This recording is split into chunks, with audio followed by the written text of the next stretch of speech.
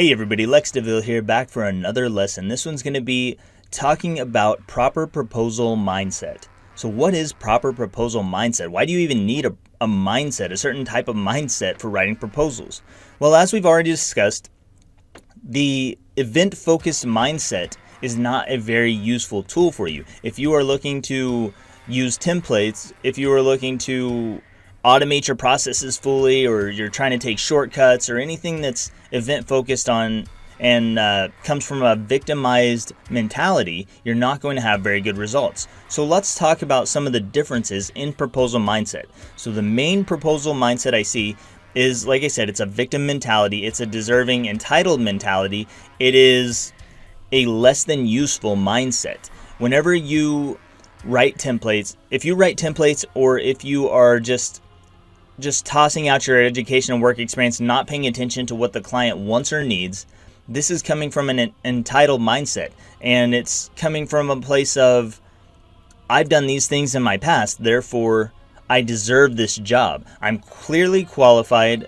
I hope I said that right. I'm clearly qualified, so I deserve this job. But the simple fact is, you don't deserve the job. The person who deserves the job is the person who goes through the process and takes the time to write a custom tailored proposal that speaks directly to the client's specific needs. So what is process? Process is all of the hard stuff. It's the effort. It's the things you have to go through to create a fantastic, amazing experience for this client.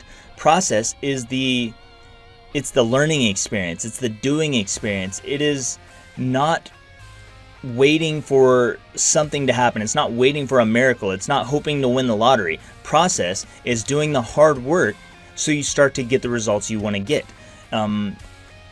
Let's say you enter a spelling bee. You don't know how to spell. Two kids enter a spelling bee. Neither of them knows how to spell. But the first kid decides he doesn't need to practice spelling. He's just going to go out there and wing it because he's had lots of, his parents read him lots of stories as a kid or something. So he's going to go out there and wing it, and he's going to win because he's had lots of stories read to him as a child. The other kid says, you know what, I'm going to study. I bought a dictionary. I'm going to read through the dictionary. I'm going to learn different words. I'm going to learn pronunciations, how to, etymologies and where these words came from, and I'm going to do everything I can to give myself the best chance to win the spelling bee. And the two kids go stand on stage, and they're given words to spell, and the first kid can't even spell the word ice cream because he didn't go through the process. He was event focused. He said, I deserve this because of something that's happened in my past, or I just deserve this. I'm entitled to it because my family is wealthy, or they had good jobs, or they were well educated, so therefore I deserve it. There's a lot of reasons why people think they deserve things. You have done a lot of work in your past that you've done a lot of work. You've worked at different places. You've worked up through the ranks. Maybe you've earned $50,000 a year, $60,000, whatever you've earned. You've had a lot of education. You probably went to college at some point. You at least went through high school. Some of you didn't, but many of you went through high school. Many of you went through college, got a bachelor's degree, got a master's degree. Some of you may have gotten a doctorate's degree.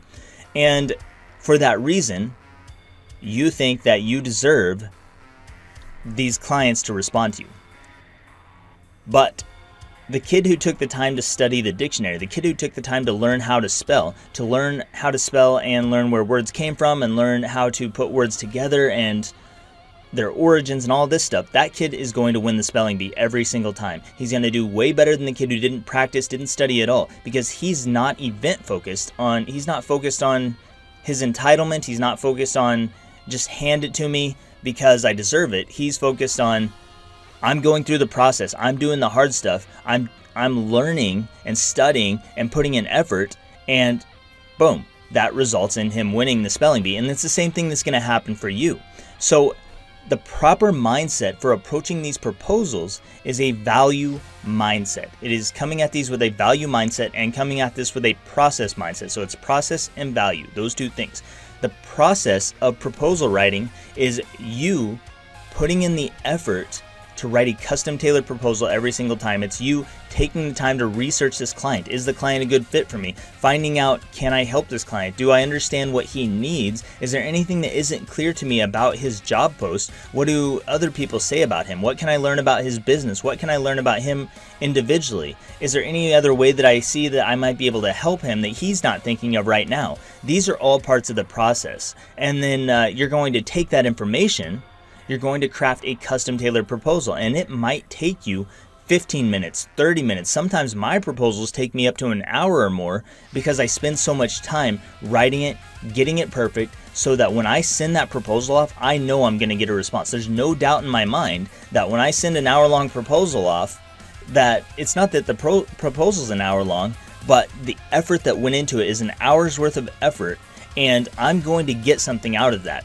Whenever I plant that seed, it's going to grow into something for me, and I'm going to get a response from that client because they can clearly see how much effort went into it, and they know that's the person I want to work with. I don't want to work with the person who put in 0 effort. I want to work with the person who put in 110% effort, because that's the person who's actually going to help me grow my business.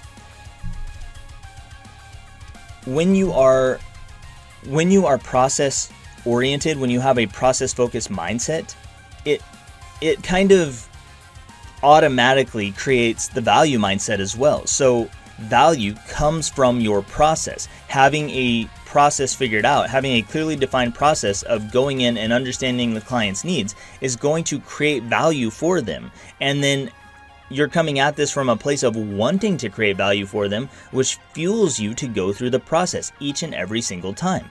And if you do this, then you have 2 things working for you. You have the process mindset, you have the value mindset, and these 2 things combined create a powerful proposal.